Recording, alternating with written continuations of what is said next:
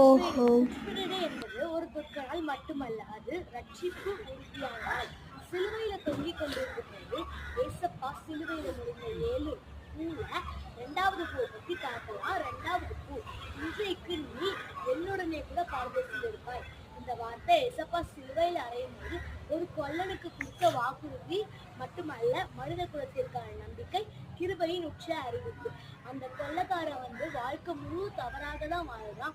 ஆனா கடைசி நேரத்துல தன் பாவத்தை ஒப்புக் கொடுத்தல், இயேசுவை ராஜாவாக ஏற்றுக்கொள்ளுதல், அவரை நிரபராதி என்று ஏற்றுக்கொள்றான். அவன் செஞ்ச ஒரே நல்ல செயல் அது மனம் திரும்புதல் தாங்க. அந்த கொள்ளக்காரன் ரட்சிக்கப்படுறான். அவன் வாழ்க்கையே அந்த நிமிஷம் மாறிடுது. அவனுக்கு பரலோக ராஜ்யம் கிடைக்குது. ரட்சிப்புனா என்னது? நம்ம கண்ட சபைக்கு போறது கிடையாது, மத்தவங்க மத மாற்றம் வைக்கிறது கிடையாது, நம்ம நல்லவங்களா மனுஷனா வாழ்றது கிடையாது. நம்ம மத்தவங்களோட இதை புரிஞ்சுக்கணும். அதாவது நமக்கும் இசப்பாக்கும் மட்டும்தான், நம்ம வேற யாரும் இல்லை. எனக்கும் இசப்பாக்கும் மட்டும் உள்ள நமக்கு நல்ல உறவு தான். Eternal or permanent relationship between me and Jesus. எனக்கும் அவருக்கும் மட்டும் உள்ள ஒரு உறவு தாங்க ரட்சிப்பு. அந்த கொள்ளக்காரன் ரட்சிக்கப்பட்டதுனால அவனுக்கு பரலோக ராஜ்யம் கிடைச்சது. ஆனா ஏசப்பா 2 இடத்துல 2 கொள்ளைக்காரர்கள் இருந்தாங்கல்ல.